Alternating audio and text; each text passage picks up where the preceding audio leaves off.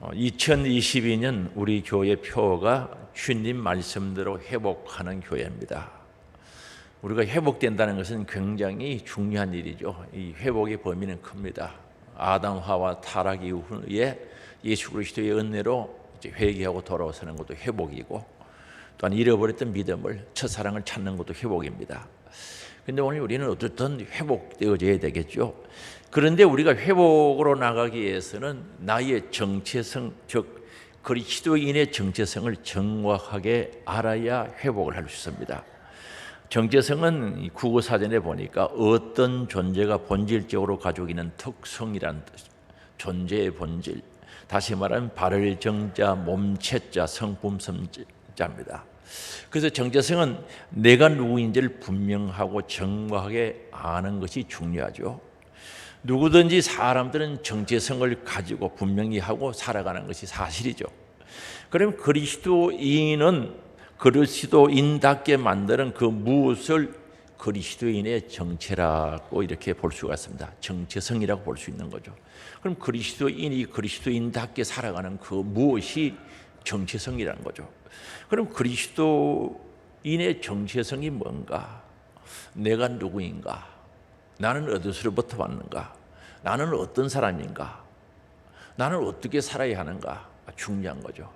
그래서 이 정체성을 보면은 나는 누구인가에부터 시작되죠. 그러면은 나는 직장에서 누구다는 거죠. 직장에서 과장이다. 집에 가면은 아이들의 아버지, 엄마가 된다는 거죠.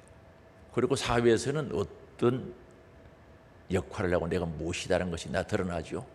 그러면은 직장이나 사회나 또는 가정에서의 그 자기 나는 누구인가를 빼버리면 내가 그리스도인으로서의 정체성이 그대로 드러나는 거죠. 나는 누구냐는 거죠. 하늘소망교회 교인이다. 또 하늘소망교회 직분을 받은 사명자다. 나는 하나님의 사람이다. 분명한 정체성이 드러나게 됐다는 거죠. 그래서 오늘 우리는 그리스도인으로서의 정체성이 분명해야 된다는 겁니다. 그래서 다시 말씀드리면 나는 누구인가? 나는 어떤 사람인가? 나는 어디서부터 왔는가? 어디로 왔다가 어디로 가는가? 어떻게 살아야 되는가? 이러한 정체성이 없거나 흔들리게 되면 삶의 뿌리가 송두리째 흔들리게 됩니다. 그러므로 우리는 정체성이 분명해야 됩니다. 분명히 알고 살아가야 되는데, 그럼 나는 누구인가? 오늘 본문 말씀에 보면은 사도 바울은 믿음의 아들 디모데에게 무엇이라고 말씀하고 있습니까? 11절에 사도 바울은 디모데를 향하여 너 하나님의 사람아, 야 디모데야 내 믿음의 아들이라, 그게 아니고 너 하나님의 사람아라고 말씀하고 있습니다. 그 이유는 디모데가 하나님의 사람이라는 정체성을 확실히 갖도록 하기 위해서 바울이 의도를 가지고 부른 이름이죠. 그리스도를 믿음으로 하나님의 자녀된 백성들 모두가 우리 자신들이 하나님의 사람이란 정체성을 확실히 가져야 한다는 거죠. 확실히 가져야 합니다. 나는 하나님의 사람이다. 나는 예수 믿고 하나님의 사람이 되어서 하나님의 사람이라는 확실한 정체성을 가지고 있어야 되는 겁니다. 그리고 이 말씀은 디모데를 향한 바울의 마지막 교훈인데 신앙생활의 요체죠. 아주 중요한, 가장 중요한 내용입니다. 신앙생활을 요약하면 뭡니까? 내가 신앙을 가졌다. 하나님의 사람이라는 거죠. 요체가 되는 거죠. 그래서 하나님의 사람이라는 것은 구약 성경에 보면은 선지자들을 하나님의 사람이라고 이야기하죠. 그리고 특별한 소명을 받은 사람들을 향해서 바로 하나님의 사람이라고 이렇게 불러주었습니다. 그런데 예수님 이후에 신약 시대에는 특별한 사명을 받은 사람도 포함되지만은 예수 그리스도를 믿는 누구에게나 하나님의 사람이라고 부르고 있는 모습을 봅니다. 그래서 이 구약 시대 때는 특별한 사람들을 지칭했지만 오늘날은 성도들, 예수 그리스도를 구주로 믿는 모든 사람들에게 하나님의 사람이라고 부르고 있습니다. 그리고 이 말씀을 디모데에게만 주신 것이 아니라 사실 오늘 예수 그리스도를 믿는 모두에게, 우리들에게도 주신 말씀이죠. 그래서 오늘 우리 성도는 정말 예수 그리스도를 믿는 나는 누구인가? 하나님의 사람이라는 거죠. 그래서 이 분명한 하나님의 사람이라는 신앙 고백, 하나님의 사람이라는 정체성을 우리는 가지고 있어야 되는 겁니다. 그러면 오직 너 하나님의 사람이란 말의 의미는 무슨 뜻인가? 디모데는 하나님께 속한 사람이라는 것을 분명히 말씀하는 겁니다. 너 하나님의 사람아, 너 하나님에 속한 사람이라는 거죠. 이 세상 가운데 속한 자가 있고 하늘에 속한 자가 있습니다. 그래서 하나님의 백성들이 있는 거죠. 비록 이 땅 가운데 살고 있지만 우리들은 동시에 하나님 나라의 국적, 다시 말하면 시민권을 가지고 살아가는 사람들입니다. 이 땅에 살고 있지만 하늘의 소망을 가지고 사는 자들이죠. 보이는 세계 속에서 살아가고 있지만 그러나 동시에 보지 않는 세계, 영원한 하나님 나라를 바라보고 살아가는 사람이 바로 우리들입니다. 육신의 살림으로만 끝나는 인생이 아니죠. 영원한 생명이 있음을 믿고 살아가는 사람들, 하나님의 사람들입니다. 사도 바울은 비록 우리들이 이 세상 속에서 살아가고 있지만은 하나님의 사람으로서 정체성을 분명히 하고 살아가야 할 것을 명령하고 있는 겁니다. 그래서 너 하나님의 사람아라고 말씀하고 있습니다. 디모데야 아니고 내 믿음의 아들 아니고 너 하나님의 사람아라고 부르고 있다는 거죠. 그러면 우리들은 이제 신앙생활을 하죠. 예수 믿고 신앙생활을 한다고 해서 지위가 올라가고 권위가 세워지고 권세가 있고 물질이 생기는 게 아니지 않습니까? 예수 믿는다고 일이 술술 잘 되어서 돈이 잘 벌리고 직장에서 지위에 올라가고 하는 것은 절대 아니죠. 여러분 예수 잘 믿는다고 그런 일이 있을 수도 있지만 그렇게 되는 건 아닙니다. 오히려 시간과 헌신과 봉사와 충성이 요구되기도 하죠. 때로는 예수 믿는 것 때문에 고난과 핍박과 환난이 올 때도 있다는 사실이죠. 그럼에도 불구하고 신앙생활하는 목적이 뭐냐는 거죠. 그것은 내 인생의 뿌리가 하나님이심을 믿기 때문에 그렇다는 거죠. 나는 영적인 존재라는 사실을 알고 있고 나는 하나님으로부터 은혜와 사랑과 생명이 공급되어져야 살아갈 수 있는 존재. 나는 포도나무요 너희는 가지니 포도나무 가지는 포도나무에 붙어 있어야 열매를 맺고 하나님께 영광 올려드린다는 사실을 알고 있기 때문에 신앙생활을 하는 거죠. 내 삶의 주관자가 하나님이심을 믿기 때문입니다. 그래서 우리는 보이는 세상만 위해서 살지 않고 보이지 않는 영원한 생명이 있음을 믿고 하나님 나라의 소망을 두고 살아가는 우리들입니다. 그래서 우리는 하나님의 사람은 하나님께 속한 자라는 분명한 정체성이 있어야 된다는 거죠. 하나님의 사람이다. 나는 하나님께 소속된 사람이라는 거죠. 하나님께 속한 사람이라는 사실을 분명히 알고 그 정체성이 우리들에게 있어야 된다는 거죠. 내가 누구인가를 아는 것은 내가 누구에게 소속된 자인가, 누구에게 속한 자인가를 아는 것이죠. 그래서 이 사람들은 딱 두 부류의 사람들이 있습니다. 세상에 속했거나 아니면 하나님께 소속된 사람들입니다. 피부 색깔을 초월하고 남녀노소를 초월해서 나는 어디에 소속됐는가, 누구의 사람인가, 하나님께 소속된 사람이 있고 세상에 소속된 사람이 있다는 사실이죠. 우리가 예굽에 팔려갔던 요셉을 우리가 알 수가 있죠. 형들의 미움을 써서 예굽에 팔려갑니다. 그런데 예굽에 가서 종살이를 하죠. 그리고 나중에는 예굽의 총리가 됐는데도 분명한 하나님의 사람으로서 정체성이 있었던 것이 바로 요셉이죠. 그래서 그가 종살이 하면서 억울한 누명을 쓰고 감옥에 있으면서도 또한 예굽의 총리가 돼서 정말 권세와 권리와 영화를 누리면서도 전혀 흔들림 없이 살아갔던 것은 나는 하나님의 사람이다. 정체성이 있었다는 거죠. 그래서 창세기 39장 9절에 보면 그는 죄 지을 수밖에 없는 조건, 환경이 찾아왔는데도 그런 분명한 정체성을 가지고 죄 짓지 않습니다. 우리 9절 한번 읽어볼까요? 이 집에는 나보다 큰 이가 없으며 주인이 아무것도 내게 금하지 아니하였어도 금한 것은 당신뿐이니 당신은 그의 아내임이라. 그런즉 내가 어찌 이 큰 악을 행하여 하나님께 죄를 지으리까? 개정판에는 내가 하나님 앞에서 덕지할 수 있는가? 죄를 지울 수 없다는 거죠. 하나님 앞에서 자신이 하나님의 사람인 것을 알고 하나님 앞에서 죄 지을 수 없다는 거죠. 죄 지을 수 없다는 분명한 하나님의 사람으로서의 정체성을 가지고 있었던 겁니다. 그리고 총리가 되었을 때도 형들이 찾아왔을 때 형들은 두려워했지만은 다 용서하고, 용서가 아니죠. 아예 용서할 수가 없습니다. 이렇게 하신 분이 하나님이라는 사실을 알고 있었기 때문에 형들에 대한 미움은 조금도 없죠. 어떻게 그게 가능한가? 나는 하나님의 사람이라는 분명한 정체성이 있었기 때문에 그렇다는 거죠. 요나서에 보면 요나도 마찬가지입니다. 요나에게 하나님께서 명령하죠. 너 저 니느웨, 죄악의 도성 니느웨에 가서 복음을 전해라는 거죠. 회개의 말씀을 선포하라는 거죠. 원수의 나라죠. 가기 싫죠. 복음 전하다가 잘못하면 생명 위협이도 닥칠 수가 있습니다. 그래서 하나님의 말씀을 불순종하고 다스스로 가는 배를 타게 된 거죠. 가다가 배가 풍랑이 일어납니다. 배 밑창에 들어가서 잔 거죠. 하나님의 얼굴을 피해서 도망간 그는 배 밑창에 내려가서 잠들고 있었던 거죠. 그래서 이 선원들이 배에 있는 물건들을 바다에 던지는 겁니다. 배가 깨어질 정도로 큰 파도가 치니까. 그러다가 요나가 발견된 거죠. 그래서 불로 올린 겁니다. 끌고 올라간 거죠, 사실은. 물어보죠. 요나서 1장 8절입니다. 무리가 그에게 이르되 청하건대 이 재앙이 누구 때문에 우리에게 임하였는가 말하라. 너 생업이 뭐냐는 거야. 네 직업이 뭐냐? 너가 어디서 왔느냐?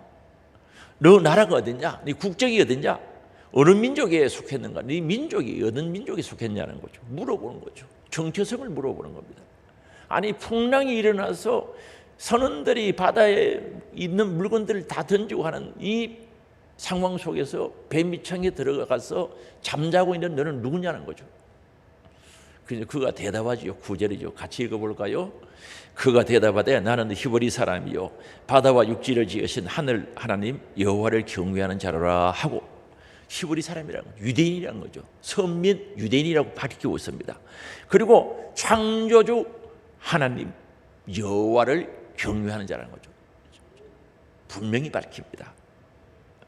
그래서 10절에 보니까 자기가 여호와의 얼굴을 피함인 줄을 그들에게 말하였으므로 무리가 알고 심히 두려워하여 이르되 너가 어찌하여 그렇게 행하였느냐 하니라 하는 거죠. 요나는 하나님의 선지자로서 말씀을 받고 불순종해서 다른 곳으로 가다가 이제 너가 누구냐, 너 정체성이 뭐냐고 물었을 때 분명히 밝히죠. 하나님의 사람이라고, 하나님을 경외하는 사람이라고 밝힙니다. 그래서 그는 물고기 배 속에서 금식이죠. 물고기 배 속에서 먹을 수가 없죠. 3일 동안 금식하면서 회개해서 다시 니네의 성에 가서 복음 전하는 내용이 요나서 2장, 3장, 4장에 계속 나오죠. 한번 보세요. 혹 불순종했더라도 하나님의 말씀을 어겨서 다른 방향으로 갔더라도 내가 정체성이 분명한 사람은 회개의 기회가 있고 회개해서 제자리로 돌아올 수 있다는 사실이죠. 그래서 오늘 우리는 신앙생활하면서 나의 정체성을 알려고 한다는 것이 얼마나 중요한지 모릅니다. 그래서 히브리서 11장에 나오는 믿음의 사람들은 하나같이 한결같이 하나님의 사람들, 정체성을 가진 자들, 그분들이었던 것을 우리는 알 수가 있습니다. 오늘 우리는 신앙의 정체성이 분명해야 됩니다. 다시 말하면 그리스도인으로서의 정체성, 나는 하나님의 사람이다, 나는 그리스도인이라는 이 정체성이 분명해야 된다는 거죠. 언제 어디에서나 나는 하나님의 사람으로 하나님 앞에 설 수 있는 사람이 되어져야 된다는 거죠. 요즘 노인 질환 중에 하나가 치매라는 병이 있죠. 어떻게 보면 기억 상실증이라 할까요? 자꾸 자신이 했던 일에 대해서 기억력과 판단력이 흐려지기 때문에 그렇습니다. 그래서 자꾸 자신이 했던 말을 또다시 반복하죠. 제가요 집에 할머니가 계실 때 집에 가끔 가다 가면요 저를 앉혀놓고 이야기를 하는데 했던 말을 계속 하는 거예요. 한 2시간 정도 들어요. 많이 들을 때는 3시간 듣는데 사실 솔직히 말해 듣기 싫어요. 했던 건 뭐 나오는지 다 알고 있거든요. 가면 어렸을 때 저 똥 싼 이야기는 꼭 하거든요. 빠질 데가 없어요. 계속 그 이야기. 했던 말 계속 하셨던 말씀 계속 그래도 들어주면은 좋다 그래요. 그럼 한 2시간 내지 3시간 좀 듣고 그렇게 와요. 근데 보통 이제 이런 질병에 걸린 사람들이 잘 잊어버리는 거죠. 했던 말 다시 반복하죠. 그리고 그 말 조금 전에 했지 않습니까? 그러면 안 했다고 그래요. 그리고 그러다 보니까 오해도 하고 서운해하죠. 잘못된 판단, 상황을 실제 사실인 것처럼 거짓말하기도 합니다. 그래서 항상 그러다 보면 다툼도 일어나고 갈등이 일어나기 때문에 힘들어합니다. 뿐만 아니라 기억력이 점점 떨어져서 집에 제대로 찾아오지를 못하기도 합니다. 친구도 가족도 잘 알아보지 못합니다.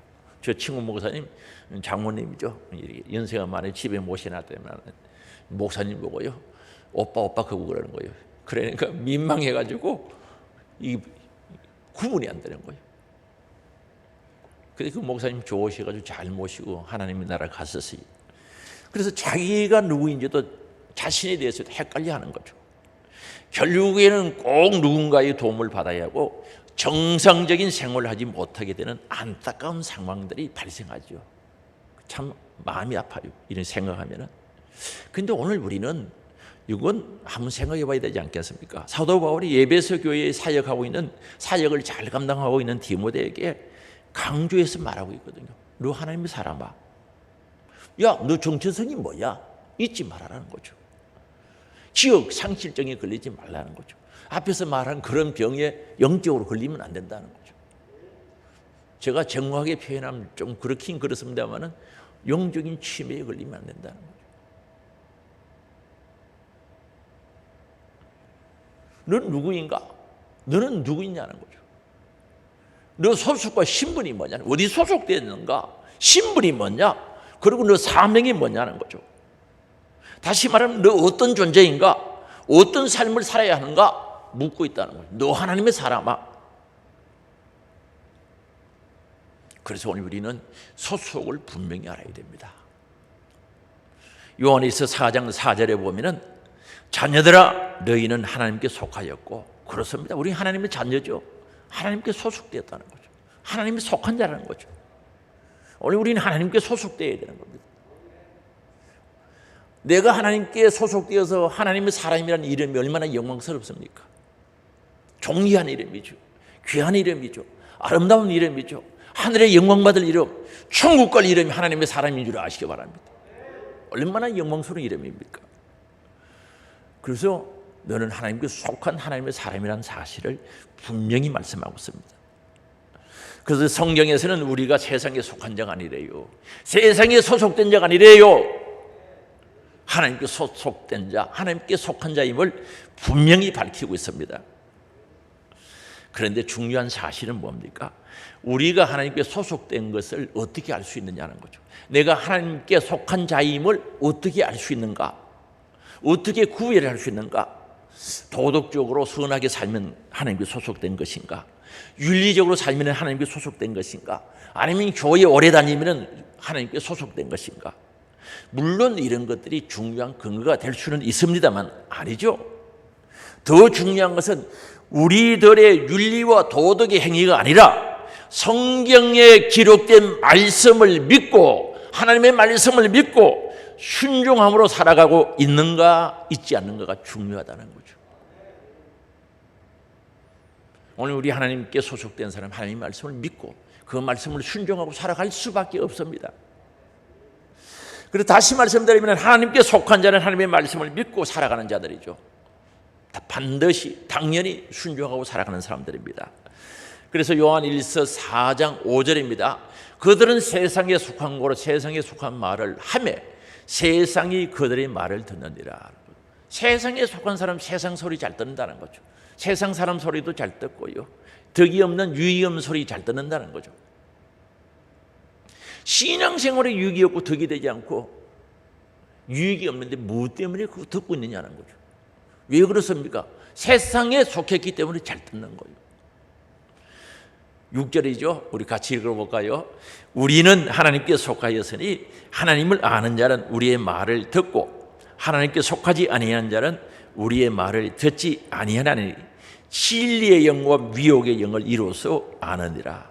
우리는 하나님께 속하여서 하나님 말씀 듣는다는 거죠. 설교의 말씀도 듣고 성경을 통해서 설교하는 말씀, 가르치는 말씀을 잘 듣는다는 거죠. 왜? 하나님께 소속되었으니까 하나님 말씀을 잘 들을 수밖에 없죠.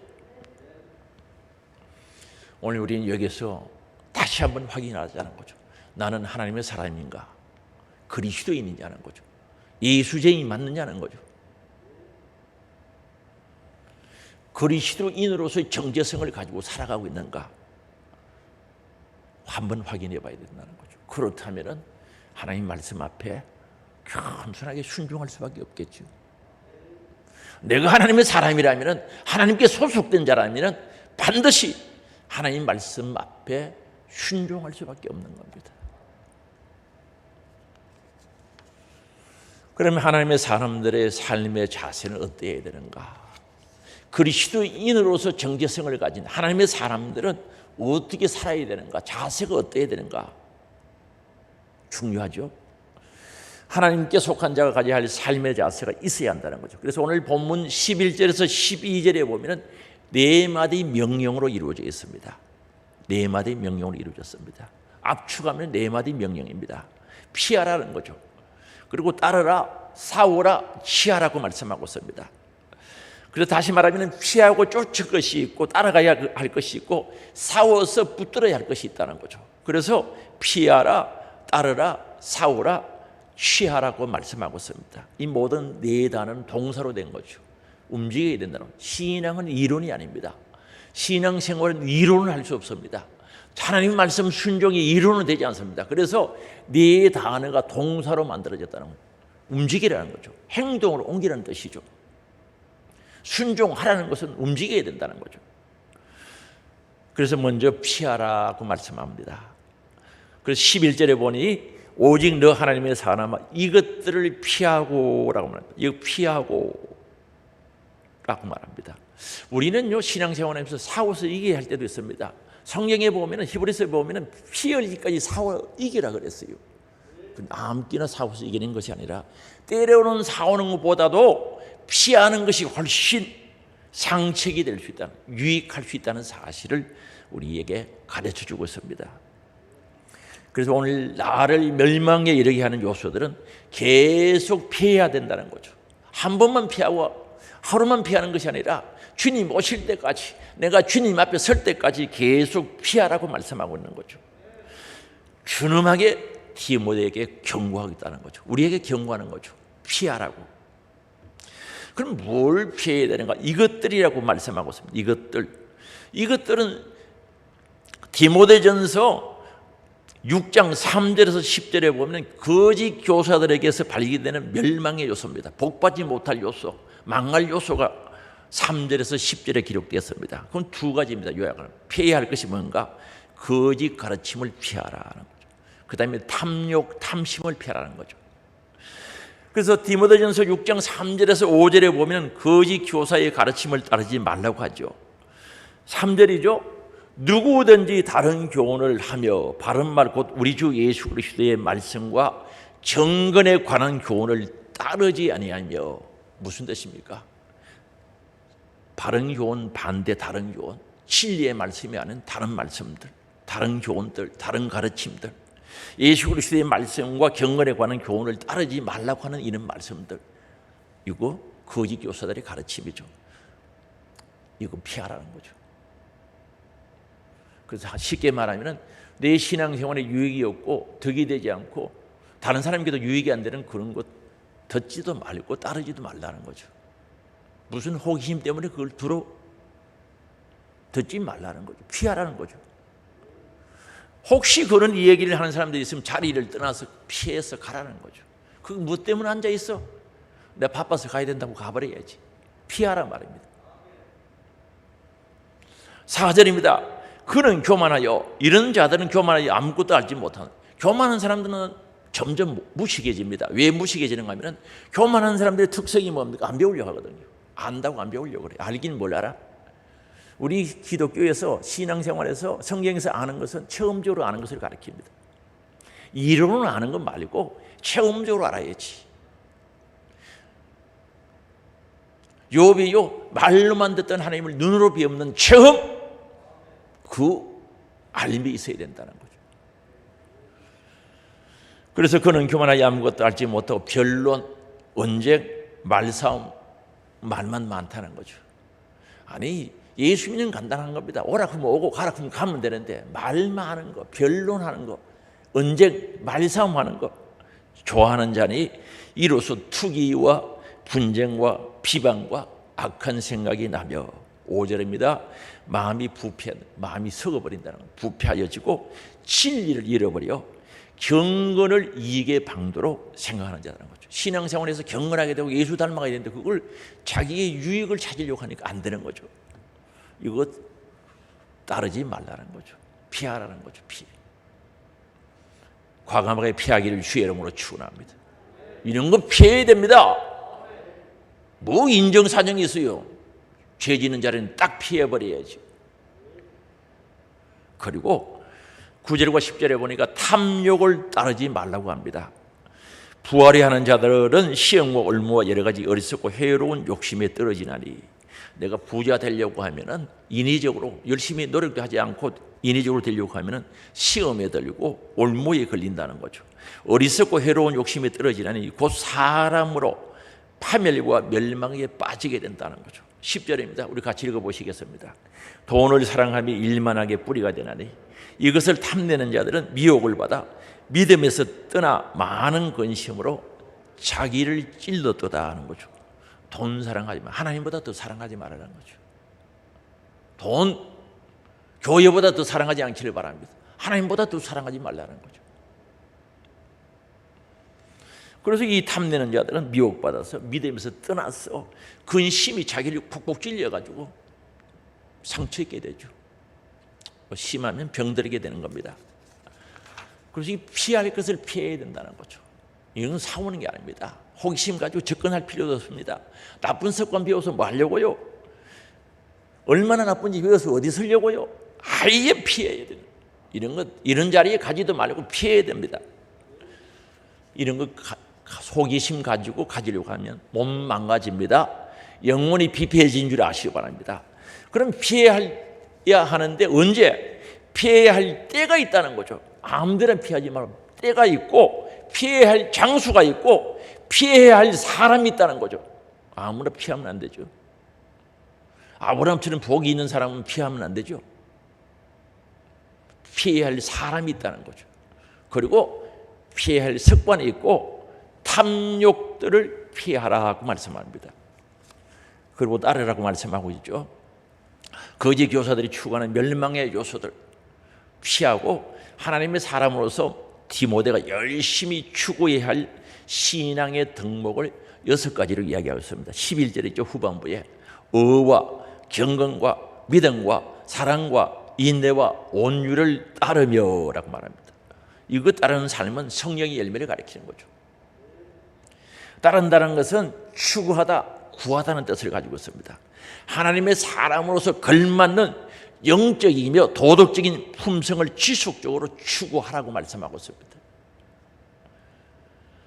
의가 뭡니까? 올바른 삶을 가리킵니다. 성경대로 살아가는 올바른 삶.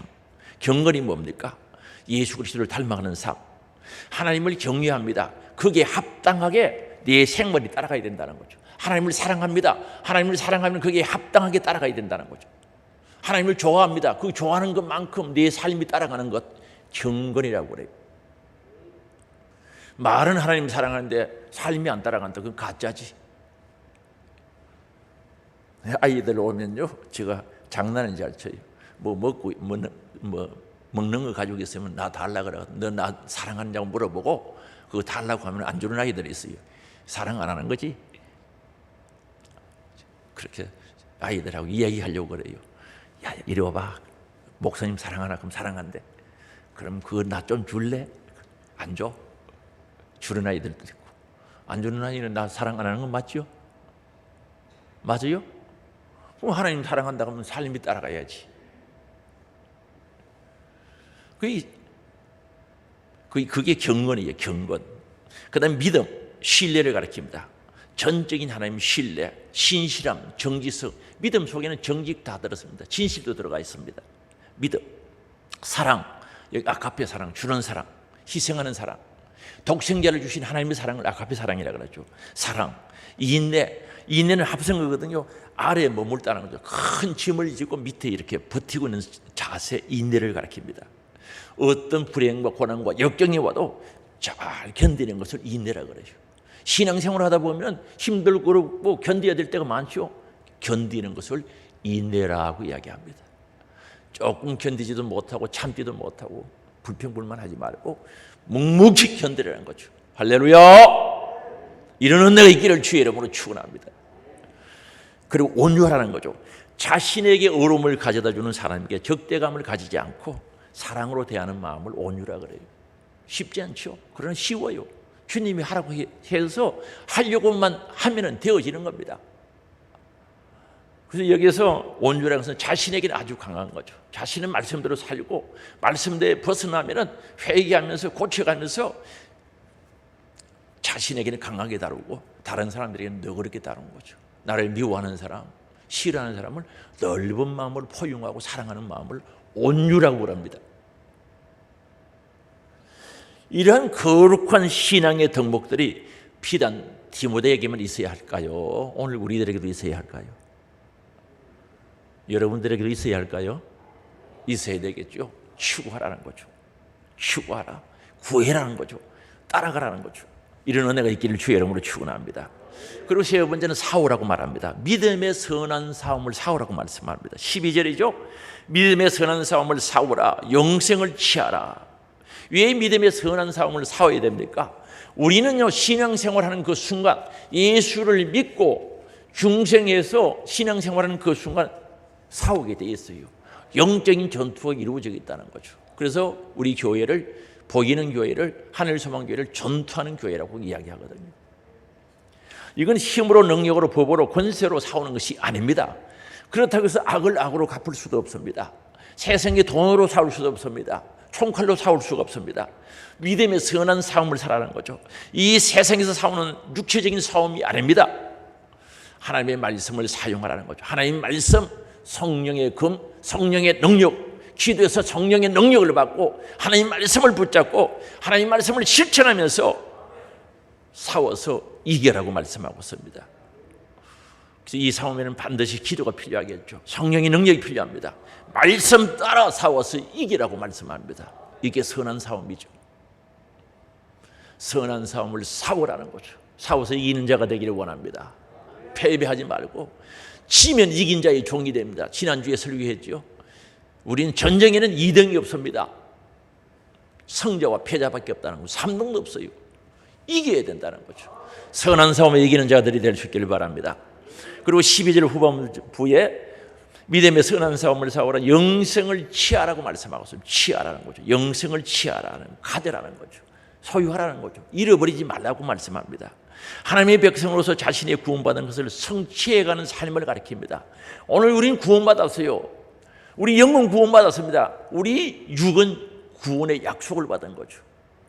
구원은 약속입니다. 하나님은 확실히 그 약속을 지켜줍니다. 문제는 나라 말입니다. 그래서 고린도서에나 또는 빌립보서에도 보면은 이 구원받은 건 잊어버리지 말라 그랬어요. 구원에 관해서 묻는 자들에게는 항상 대답할 말을 준비하고 살아라 그랬어요. 그러면 오늘 예수를 잘 믿고 하나님을 사랑하다가 내일 안 믿으면 어떻게 되겠어요? 안 되죠? 그런 사람들을 가끔가다 보면 있어요. 그래서 영생을 취하라. 그 약속을 놓치지 말라. 그거 붙잡고 끝까지 가야 된다. 언제까지? 우리 주님 재림하는 그날까지. 언제까지? 내가 주님 앞에 서는 그날까지 가야 된다는 거예요. 그래서 영생을 취하라고 말씀하고 있습니다. 정말 우리는 이제 곧 다쳐오는 거죠. 반드시 한 번 죽는데요. 히브리서 9장 27절에 보면 사람은 반드시 한 번 죽게 돼 있고 그 이후에 심판이 있다는 거죠. 이거 피할 수가 없지 않습니까? 어떻게 피해요? 그날이 다가오겠죠. 그날까지, 주님 앞에 서는 그날까지 영생의 소망, 영생을 놓치지 말아야 된다. 꼭 붙잡아야 된다는 거죠. 환난과 고난과 역경이 와도 영성을 취해야 되고, 잘 때고 형통할 때도, 행복할 때도 영성을 놓치면 안 됩니다. 굳게 붙들어야 할 것은 오직 영원한 생명이라는 거죠. 붙잡고 가자는 거죠. 오늘 우리 사랑하는 하늘의 소망 가족들도 이거 놓치지 않기를 원합니다. 붙잡고 가기를 원합니다. 고난과 역경이 와도 붙잡고 가야 돼요. 환난과 정말 핍박이 와도 붙잡아야 되고요. 잘 때고 형통할 때도요, 붙잡고 가야 된다는 겁니다. 그래서 우리는 평생 준비해야 될 게 뭡니까? 신앙생활은 평생 하는 거죠. 이 신앙생활이 재밌는 게 뭡니까? 방학도 없죠. 휴가도 없고. 맞아요? 계속 해야 되는 겁니다. 평생토록 우리가 준비해야 되죠. 어떤 사람은 아이고 방학 좀 했으면 좋겠다는데 무슨 방학이 있어요? 그래서 평생 준비하는 게 어떤 분들은 노후 대책이라고 그래요. 저도 이제 나이가 좀 있으니까 그 친구들 만나면 가끔 가다 보면 노후 대책 이야기를 해요. 나는 그게 방법이 없으니까 아예 관심이 없는데 노후 대책 이야기. 그런데 우리가 평생 준비해야 하는 것은 노후 대책이 아니고 영원한 미래를 위해서, 영원한 영혼의 때를 위해서 사후 대책을 잘 세워놔야 되는 거예요. 사후 대책.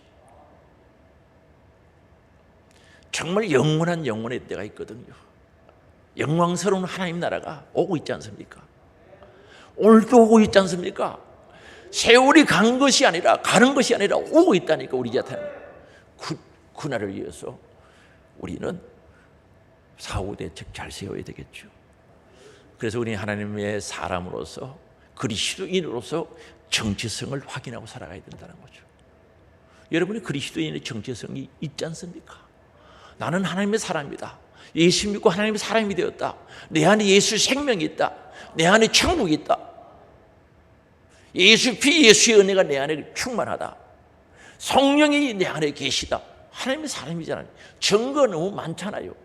그리스도인으로서 정말 정체성을 가지고 갈 수 있도록 하나님께서 예수 믿는 것은 받은 증거 많다는 고백처럼 우리 안에 충만하잖아요. 이 정체성을 가져야지. 너 소속이거든요. 하나님께 소속되었습니다. 그래요? 그럼 어떤 교회에 소속이 되었어? 하늘 소망교회에 소속되었습니다. 그럼 너 하나님의 할 일이 뭐냐? 주의 일이 뭐냐? 교회 직분자 사명을 주셔서 나 그 일 감당하고 있습니다. 뭐 있어야지. 정체성을 가진 자는 사명에 충실할 수밖에 없지요. 하나님께 소속된 사람은 교회 소속이 되어서야 하나님 사람들이지.